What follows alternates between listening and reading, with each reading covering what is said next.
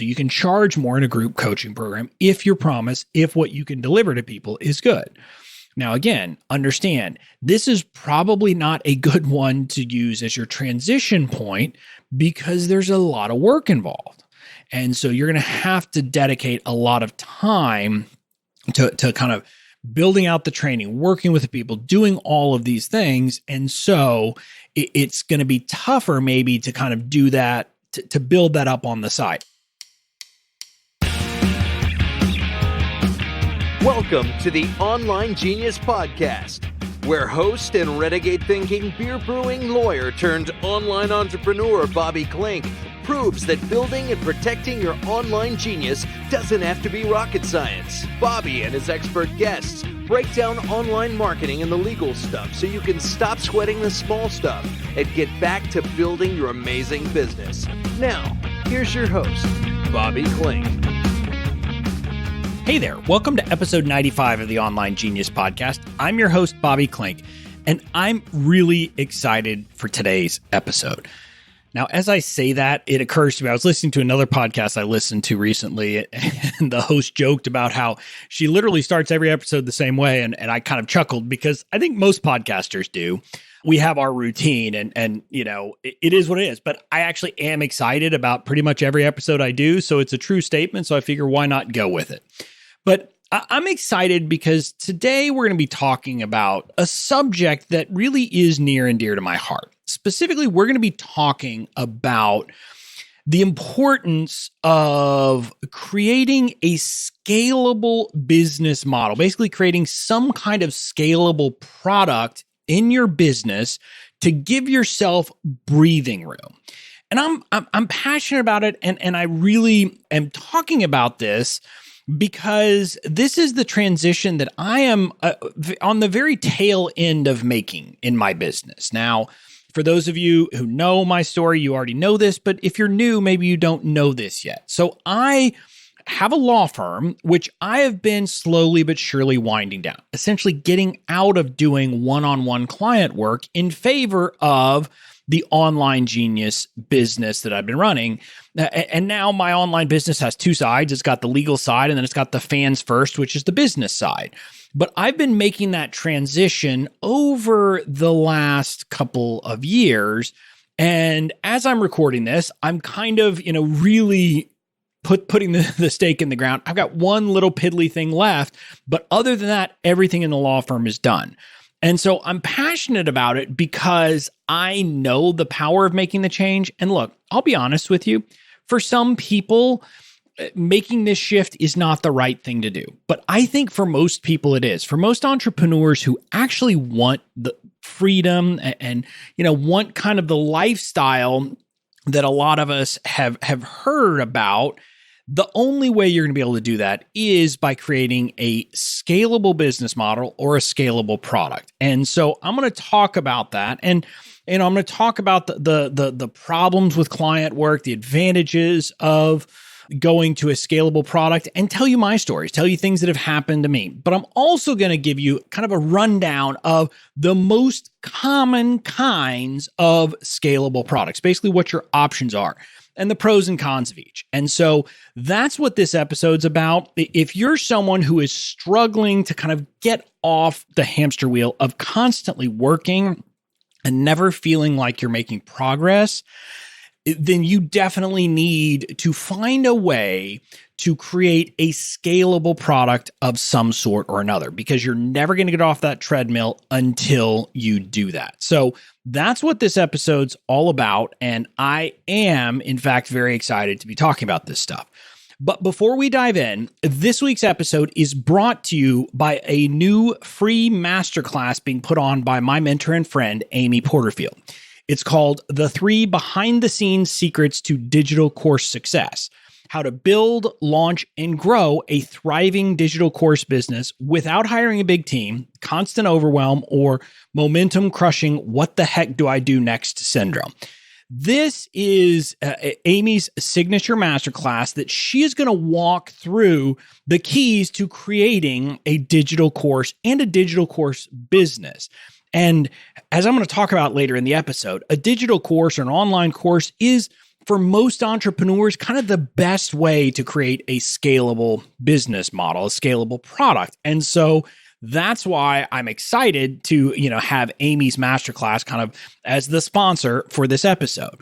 When you go to the masterclass, you're going to learn all about kind of the mindset shifts that you've got to make to kind of really move forward, but also a simple and effective recording strategy that's going to make it so it's not hard. Because I think a lot of people freak out about the tech and think that it's going to be too hard to record things. And also, she's going to walk through the single most effective way to sell your online course and basically how you can do that and why you need to be thinking about that from the beginning to kind of keep motivated through the entire course process. So that's what you'll learn in the masterclass. You can sign up by heading over to youronlinegenius.com/masterclass. Now, if you're listening to this live the week it comes out, you can sign up for the masterclass and attend live. She's running it a few different times. I'm not sure how many times, but make sure to sign up because, there's going to be a ton of great information. I'm going to be on one of those masterclasses and watching and enjoying because I know personally that I can learn a ton by just showing up and watching how Amy does business. So again, make sure to sign up for the masterclass about the 3 behind-the-scenes secrets to creating a digital course business by heading over to youronlinegenius.com/masterclass. Now, without further ado, let's dive in to this week's episode. So I want to start by trying to motivate you if you're not there yet. And I'm going to do that by talking about the problem or the problems with client work. And I don't want this to sound like I'm saying you should never do client work. There are some people who love it. And again, I want to be honest with you. People who do one-on-one work and one-on-one client work serve a huge purpose. And for a lot of people, that is a calling. And if that's you, great, more power to you. Candidly, I'll be honest with you these days, like sometimes now, I get frustrated because in the circles I am around, I sometimes have trouble finding people who still want to do that kind of one-on-one work. I was looking for a copywriter, for example, to do project-based copy work. In other words, I wanted someone to kind of, I'd say, here's what I want, and they would go create it all. And finding that person was very hard because a lot of the people in my space are trying to shift away from that because of the things we're going to talk about here. But if you enjoy the one-on-one work, I don't want you to feel like you can't do it too. The point is that maybe you need to have 2 sides to your business. So with that kind of caveat, I want to talk about the problems with client work, with doing kind of one-on-one work. The biggest problem is that you are trading hours for dollars. In other words, you get paid based on the amount of work you do. So the only way you can make more money is to either work more hours or start charging more money. And the problem is sometimes you start charging more money and you lose clients because they're not willing to pay it. So it's always this delicate dance. And the reality is you can only charge so much per hour. And so you will be capped out if you are running just a solopreneur type of service business where you're doing one-on-one client work. The other problem, of course, is that if you stop working, no money comes in. So if you want to take a 3-week or a 4-week vacation, all of a sudden that means there's 3 or 4 weeks where you're not generating any money for your business. And sure, maybe you're still going to be getting payments from before, but you're going to have this gap all of a sudden. And so that's why kind of when you're doing this kind of business, often it feels like you are on like a treadmill or a hamster wheel. You just have to keep running to keep up. And if you stop running, all of a sudden you have problems. Now, that's the big fundamental problem about it, but it leads to some other problems. And the biggest one is that a lot of people struggle to find the time to work on their business. In other words, to run their business when they're busy working in their business doing client work. In other words, you have a tough time like carving out the time for things that are very important to ultimately build your business. For example, you have to be creating content on a regular basis. Well, if you're doing client work, oftentimes people end up skipping creating content, or they let it lapse this week or maybe next week. And it's one of those things that it can kind of be easy to go to the back burner, or you stop emailing your list. This is a thing that is I don't want to say it's funny, because it's not funny, but I know a lot of copywriters who actually what they do is they write emails for clients. That's part of what they're doing in their copywriting work. They're, writing the weekly emails for people, but then they don't actually email their own list. And I've seen a lot of these copywriters, they talk about that and they lament the fact that they're doing that they're, busy, creating content for other people or creating emails for other people, but they're not doing that in their own business. And that's something that happens. And candidly, I'm going to be honest with you, when I get busy with client work, or when I did in my law firm, if you've already worked a 12-hour day doing client work because some, fire drill came up, it's hard to find the motivation to put in some more hours to do the content or to write an email or to do things like that. And so that's part of it. And kind of the same things. People will go dark on social media for the same thing, the same reason. What it basically tends to happen is a lot of people, they do a lot of marketing when they're not busy. And so they'll create content, they'll email their list, they'll do the social media, they'll do all that stuff when they're not busy with work. But then all of a sudden that will generate work. They'll get busy. And then when they're busy, they'll stop doing the marketing work because they don't have time and it's the first thing to slip. And so what happens is you kind of get these ebbs and flows because, you've got work now, but eventually that work goes away.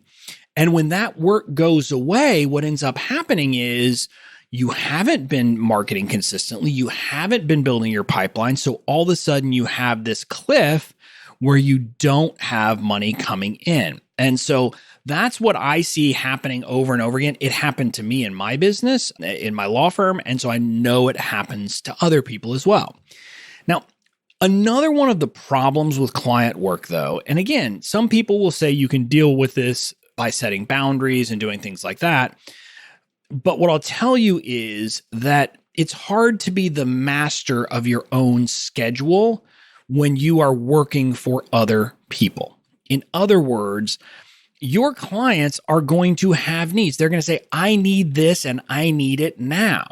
And they don't care that maybe it's your birthday or that it's your kids has some big event or that you were going on vacation or any one of those things. And it's just the reality that things come up and clients will expect you to be there. Now, again, I think some people are good at setting boundaries and making sure that this isn't a huge problem, but I think a lot of people struggle with it. And so what ends up happening is people miss vacations or don't schedule vacations, or they miss events for their kids because of the demands of other people. And the reality just becomes that your schedule is beholden to other people's schedule. It is the reality of doing client work where you are serving other people. Now, again, if you build a team, if you do these other things, you can maybe avoid that. But if you don't have a team and you're basically a solopreneur or, someone with, a very small team, but you're still doing the actual client work, you're going to have a tough time avoiding this pitfall. So those are kind of some of the pitfalls. Now let's talk about the advantages of a scalable business model. So like if you have a scalable product, basically all that means is you are not trading hours for dollars. So in other words, every additional sale does not mean, so like going from 5 sales to 10 sales doesn't mean twice as much work. Now, in some cases, some business models, it means literally 0 extra work or, marginal extra work, but it's all admin work. In some cases, there is some additional work, but it's not, I guess linear, would be the right way to, but it's not, proportionate. So adding, going from 5 people to 10 people maybe means 10% more work for you. So you're going to double your money for only 10% more effort. So anything like that is a scalable model. And the advantage of this is it lets you serve more people because you're not, working one-on-one, but it also lets you serve more people because you don't have to price it as expensive as it is for people to hire you. And that means that people who couldn't have afforded to hire you one-on-one can afford to buy your product. This is kind of like the big key to my business model of the templates. This was how Your Online Genius came to be. I knew that people hiring me, like if you wanted to hire me to write a contract for you, it's going to be thousands of dollars. It just is. And so I realized that is not something that works for people, especially for the agreements that should be simple and that don't, really, I'm going to have to spend time on, but they don't really require me to put in a lot of mental bandwidth, if you will. Like I don't have to really apply a ton of my knowledge to a specific instance, a specific situation for it to solve the problem. And so that was where the idea came from for me to basically templatize all of this stuff and make it available and sell my legal templates at, it's 1/10 of what it would cost to get me to draft one of these things from scratch for you, if not less than 1/10. And so it allows me to serve more people. I've helped, I don't have an exact number, but I am over 1,000 people, probably over 2,000 people who I have served at this point. I could never have done that doing one-on-one client work. It just would never work because I wouldn't have time and it would be too expensive. Well, by creating this scalable products, I'm able to help more people. So I'm actually able to have a bigger impact on the world, that's not just good for meaning I get my freedom back, but it also means that it's going to be a better, I'm serving the world in a better way, which is a good thing as well. The other thing to think about is when you create a scalable product, what you're doing is when you do the work to create it, you're creating an asset for your business. And that's something that in the online space, in the service space, you don't really have a lot of assets. So, if you are a one-on-one, service provider, theoretically, your only asset is like your brain. That's kind of the reality if you're doing one-on-one client work. And yes, maybe your brand has some equity, et cetera, but for the most part, it's your know-how. The problem is that, that's not something that's, a really great place to use an asset. Well, when you create a scalable product that puts that know-how into a product, it is actually an asset. It's something that you have, that you've created, that can generate revenue, can generate value over and over again. In other words, you put the work in once, and you have something that you can sell for the long term. So that's kind of one of the other advantages of it. But the big thing is, and I have found this to be so true as I'm kind of finalizing my transition, when you kind of make the transition to a scalable products, you can actually focus on working on your business. You'll have time for marketing. You'll have time to create content. You'll have time for email marketing. You'll have time to actually engage and connect with people on social. And you'll have time for planning and the other cool stuff in your business. And a lot of people ask me this because they comment that I seem to get a ton of stuff done and they don't know how I do it. Well, a big part of it is that, and again, this year has been kind of weird because I had my law firm business, kind of some work come back to life, but I had kind of gotten out of it. Last year was mainly the scalable business, and then I kind of got dragged back in. But now as I'm transitioning back out, I'm focusing almost all on scalable products. And so what that means is my day is not about actually like serving customers in a normal way. Yes, it is. I do it through engagement. I do it through answering questions and things like that. But for the most part, what I have to do to actually help people is very limited amounts of my time. Almost all of my time is spent, I like to say, playing at this point. I get to do marketing, which I thrive on. I get to create content. I get to send emails. I get to write a bunch of emails, which I love doing. I think everyone who listens to my podcast knows that by now. And I get to spend a lot of time connecting and engaging with people on social. And so that's all because I decided and kind of, created these very scalable products. And in my case, it's the legal templates was the first thing that did it. And by doing that, I really freed up a lot of time. So if you're someone who struggles and says, knows, you're like, oh, I know I need to be doing that. And I know I need to be doing that and this. Oh yeah, I need to be doing this thing also. Kind of when you hear about all of the different things that online entrepreneurs are supposed to be doing, but you feel like you don't have time, but you're doing one-on-one work and that's kind of the bulk of what you're doing. That's the biggest impediment. Once you get something scalable, you'll create that breathing room and you'll actually have time to do it. So hopefully I have kind of given anyone who wasn't sure the motivation to actually do this. Now what I want to do is talk about what the options are. And in my view, there really are 5 big options for scalable products. And realistically, one of them isn't an option at the outset, but I'm going to talk about all of them. Now, the first kind of option you have is templates, right? What I sell.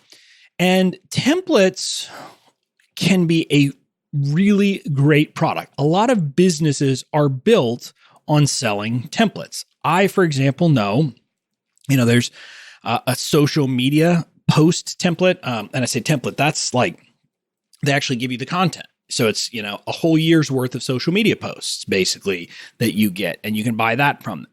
Then there are people who do Canva design templates. So you basically can buy templates so that you have things for social media posts, but also for your headers and all the different stuff you're going to need. So you can buy those kinds of templates. I even know someone who does she sells debt-free charts. It's like charts that people can use literally to print out and to color in as they're getting out of debt or they're saving money for a certain thing. And so that's just some ideas of templates, but other things that would fall into the category of templates that you might not think of as templates, but I would, are things like recipes. If you are someone who is helping people cook a certain way, selling recipes. I mean, if you wanted to do that, for example, or selling, something like that, packs of recipes, just things where you are just giving them something that is very easy for them to go out and use. Now, these will generally be lower priced products. So these are not going to be $1,000 products. Normally, these are not going to be things that you're going to sell for a ton of money for an individual sale.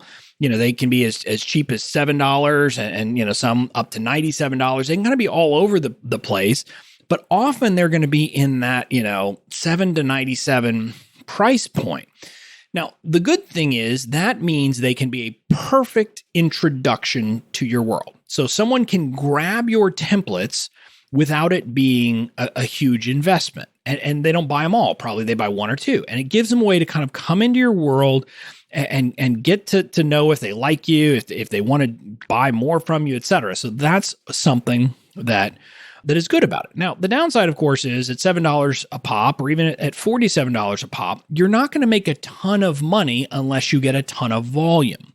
And also, it's going to be hard to do things like use Facebook ads because it's going to cost you a pretty penny to get someone to sign up. And so then if you're only selling it to them for, $37, it can be hard to make your money back there. But, you can, if you do it right, make money and do Facebook ads and do those things to really get people to buy your templates. Now, the other good thing, though, is I will tell you is, given your business, it may be the case that you could sell something that's more expensive. My legal templates, for example, are the backbone of my business. I've got a couple that are $77, but most of them are, and I shouldn't even say most of them are $97. I've got a few at $97, but I've got a lot that are like $247 a piece. And so I have a lot of templates that are selling for as much as often people would pay for other kinds of scalable products. That is kind of the nature of my business, right? Because the legal stuff is going to be more expensive.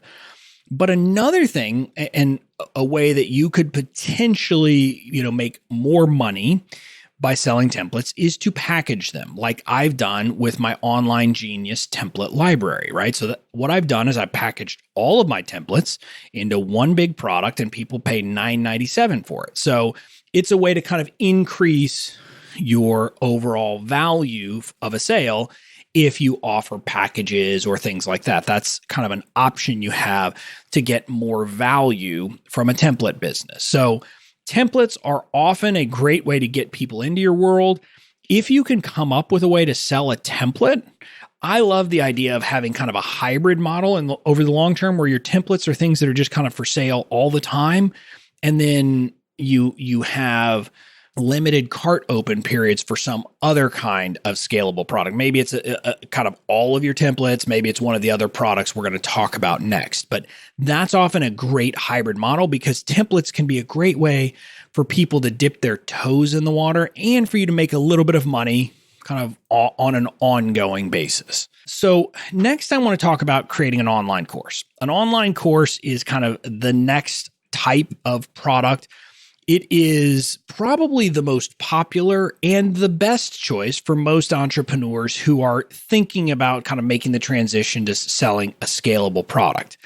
The reason why it's a great transition is because it is one of those ones where you create it once and then you don't have to create more content on an ongoing basis. Now, you'll probably have some support. Maybe it's a Facebook group. Maybe it's something else for people who sign up for the course.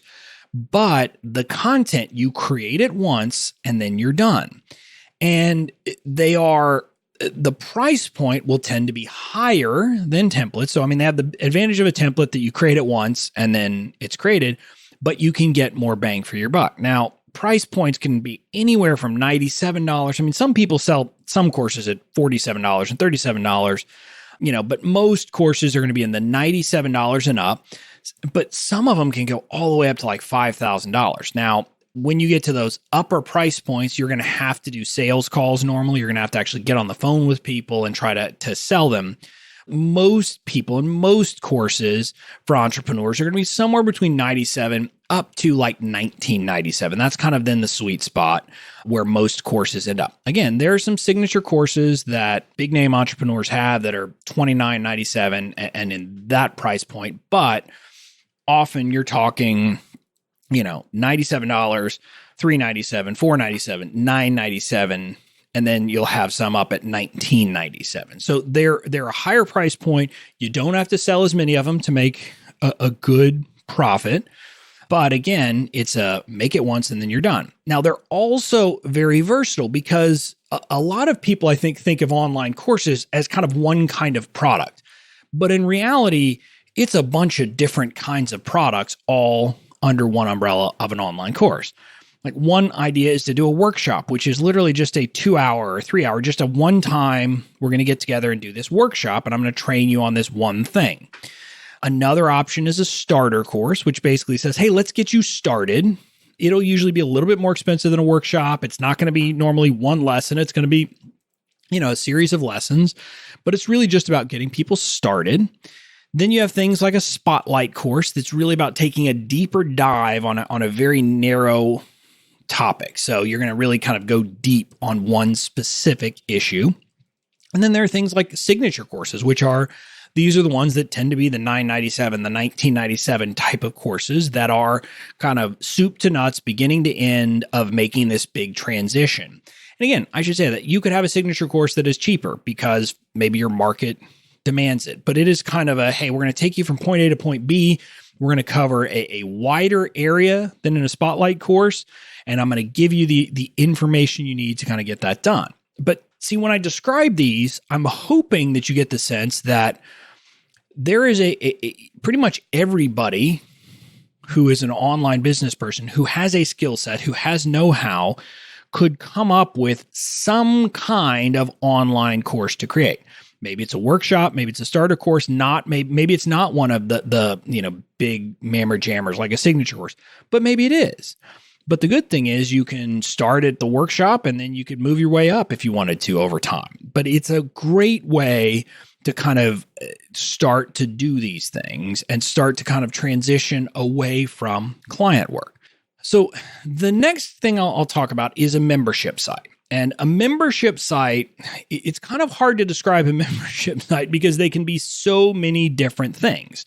The unifying part about a membership site is people pay every single month or they lose access. So it's a subscription, and it could be a subscription for a lot of different things. I mean, it could be a subscription where you give them really the content that they get each month is the value. So for example, Jasmine Star's Social Curator, which is all about basically you get a new a new issue each month for about social media. She teaches you something, and then you also get images and captions you can use on social media. So it's something that you're getting every single month, and that has its value. Now, then there are other memberships that are really more about helping people implement. They're about support. They're about accountability. They're about that. So that's really what My Fans First is about. My Fans First, and as I'm recording this, I'm going to be transitioning. Like right now, there's new training coming out each month. But what I'm going to actually do is go ahead and do what would have been the next 2 years worth of training all in a core, kind of a signature course within the membership. And then the membership is about the support. It's about helping people navigate those issues, helping people implement, helping people do all those kinds of things. So it can be a lot of different things in a membership.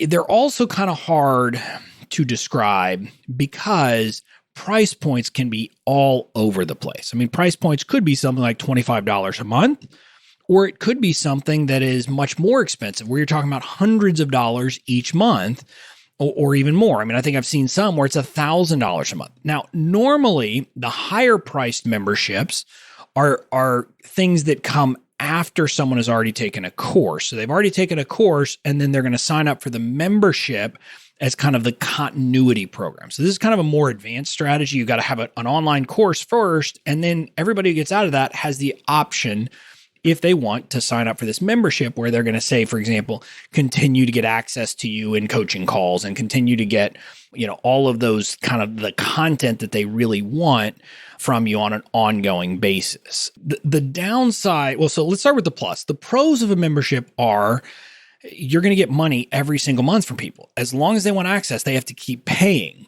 And also, because you can kind of price it any way you want, it can be one of those things, kind of like a template, where it's an easy starting point where people can get in for, say, $27 a month or $47 a month. But because they're going to be signing up for the long term, hopefully it will have a decent value for you, even though the price point seems low. The downside, on the other hand, is unlike a course, it's not you create it once and then you're done. Now, even if you're someone who's mainly doing support in your membership, you're going to have to be doing a lot of support. So you're going to have to be showing up on a regular basis each month, maybe it's each week, whatever you set, to really kind of give value. And that means you are in some ways going to have to keep doing it. Now, you can do that. You can batch out trainings, for example, and you can do those things so it doesn't have to be overwhelming. But I just want to caution you, it's not create it once and then you're done.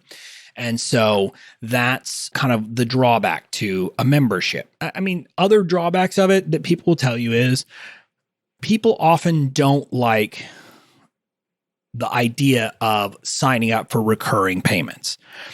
And because of that, often you end up selling a membership in different ways. You do what's called a football phone, which if you're not as old as me, maybe you don't remember it, but back in the 80s, Sports Illustrated sold its subscription to its magazine without even really talking about the magazine. It talked about this literally football phone. It looked like a football, but it was like a telephone that you used back when we all had our own phones in our house. And they would all talk about how you get this whole thing. And it was like, and all you have to do is sign up for our subscription. So you sell something that people really want, and then the way to get it is they subscribe to your membership. So that's kind of one of the other drawbacks is people will tell you that they can be hard to sell. So that's memberships. Now we're going to get to kind of the more advanced options. And the next one is group coaching. Group coaching is, in my view, it's a hybrid between a course and one-on-one work. And then with a little bit of the next one, we're going to talk about Mastermind mixed in. But the idea is that you're going to provide training or support on an ongoing basis. Now, the good news is the training is not something. So most times a group coaching program will be a set period, like a 3-month group coaching program. So you don't have to create new content constantly. You have to create, say, 3 months worth, and then you can kind of recycle that the next time you run the group coaching program with new people. But you are going to be delivering content on an ongoing basis. So a group coaching program, you are still the expert. You're teaching, training, coaching, etc. Now, some group coaching programs are mainly about support, but most of them will also have some kind of teaching or training element involved.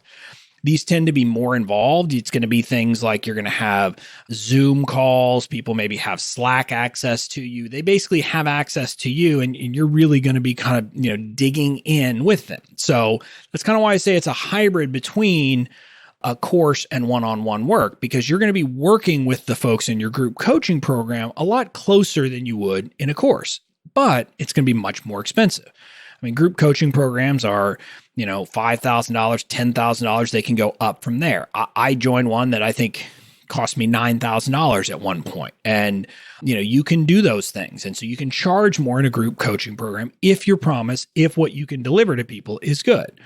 Now, again, understand, this is probably not a good one to use as your transition point because there's a lot of work involved.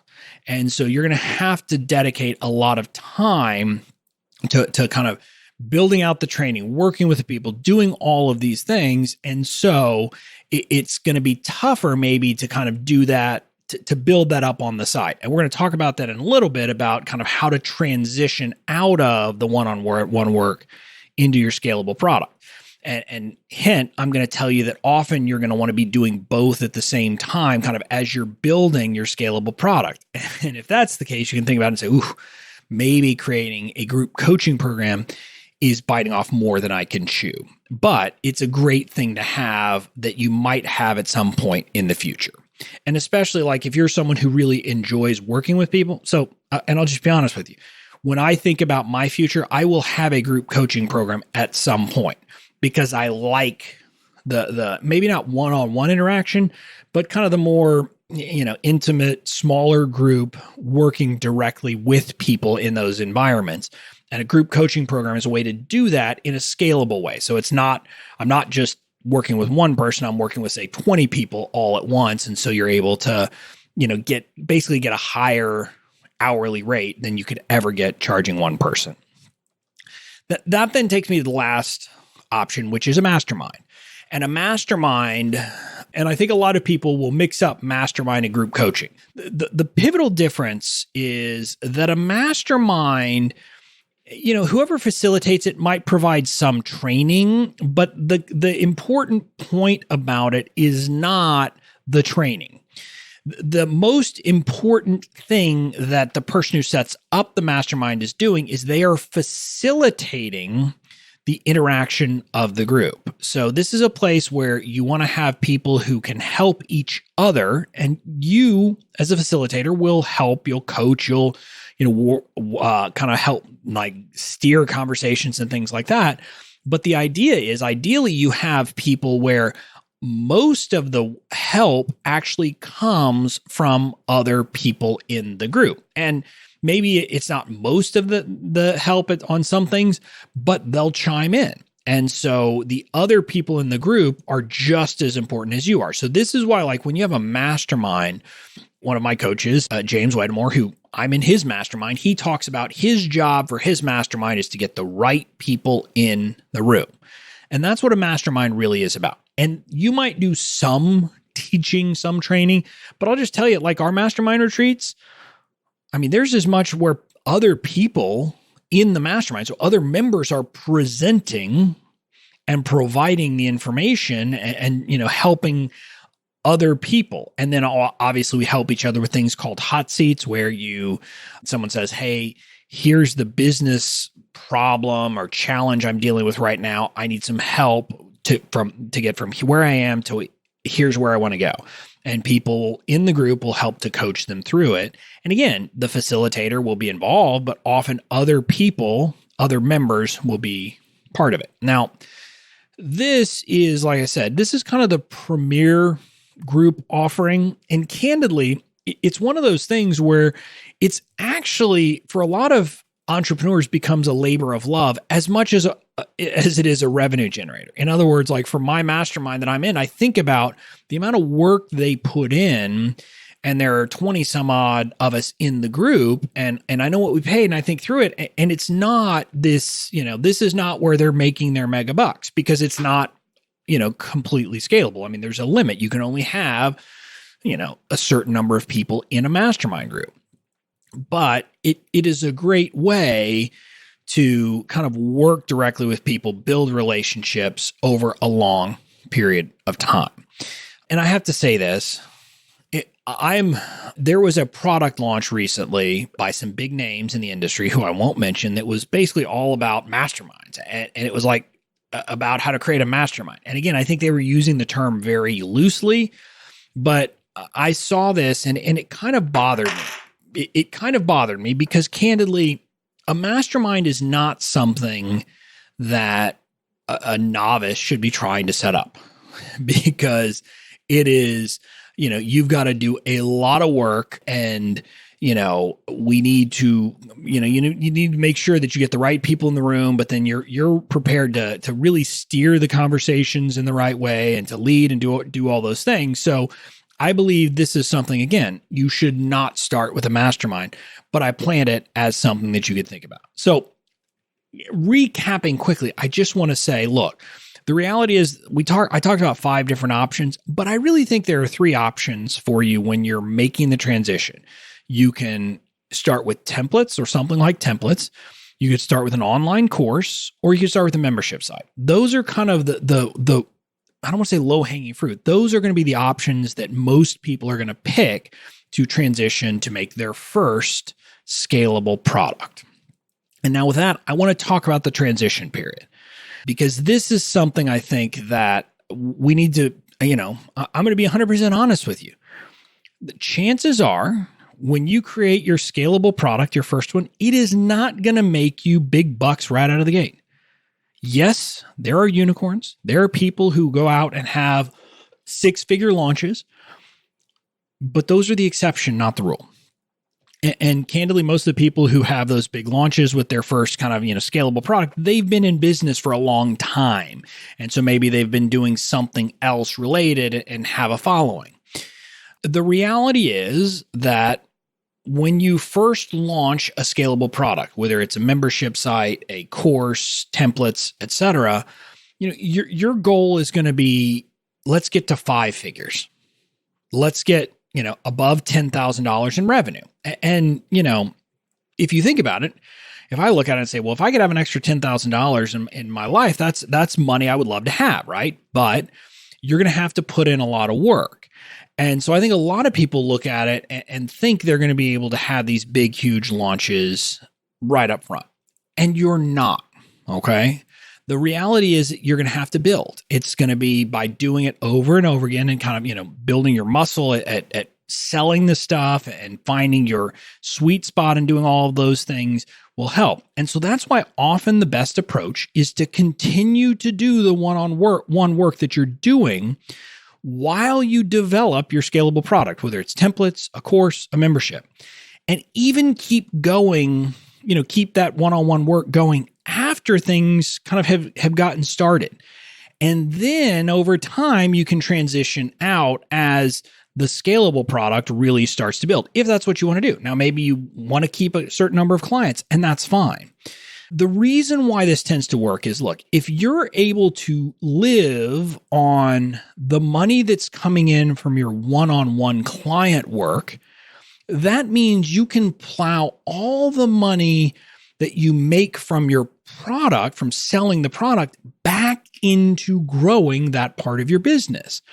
And when you're able to do that, that's when things can really take off, right? Because again, let's just talk about the $10,000. Let's say you made $10,000 on your first launch. Well, if you don't have to touch that, guess what? Now you have $10,000 that, for example, you could decide you're going to spend on Facebook ads to grow your list to lead into your next launch.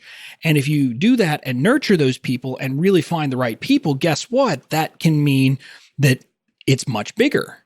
And then that next launch, if it's bigger, and again, you don't have to touch that, guess what? You can put that money back in. And so if you can do that, you can kind of build a snowball in the right way, kind of, the right kind of snowball that's getting bigger and bigger. And a lot of people who've had success will tell you that's how they've done it. And so if you're doing one-on-one client work and you can keep it up while you're building the product, that is the best way to go.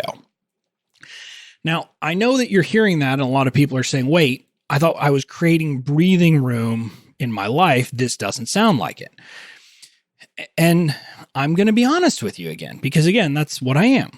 This is a case where, yes, I'm going to tell you that if you're willing to put in the work now, it will pay dividends in the future. In other words, if you'll put in the hustle at the beginning, you'll be able to avoid the hustle later. Or as Dave Ramsey kind of says, and it's not exactly the right place, he talks about it in your financial life, but you live like no one else now so that you can live like no one else later. In other words, you're going to make sacrifices over the short term to build that asset. Remember, I talked about a scalable product is an asset. So over the short term, you're going to have to put in the work to create that asset. But once you create it, it starts to pay dividends for the long term. And what I do want to say, though, is it doesn't have to be something where you're going to have to double your workload. If you can commit to spending 10 hours a week to create your scalable product, again, depending on what kind of product you're going to make, but 10 hours a week for a couple, maybe a few months, you can have a scalable business model. Now, again, are you going to have a business that is humming at that point? No. But maybe you have a course or a couple of courses, or maybe you have a bunch of templates and you figured out kind of how to sell them and you've tried that out. But the point is that if you'll put in that work, you will have that freedom. And again, you might say, 10 hours sounds like a lot. But let me chunk it down for you. That's 2 hours every workday.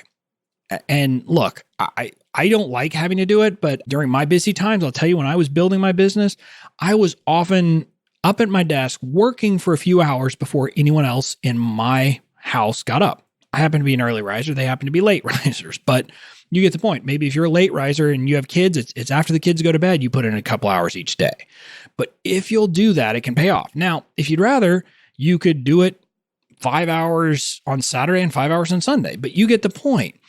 It doesn't have to be something that takes over your life. If you're willing to put in 10 hours a week, depending on the scope of the project and the product you want to create, you could have a product in a month, 2 months, or 3 months and have that asset built that you can now use to really give you the freedom and start to leverage your time. And once you've done that, once it starts to take off, then you can start trimming back elsewhere.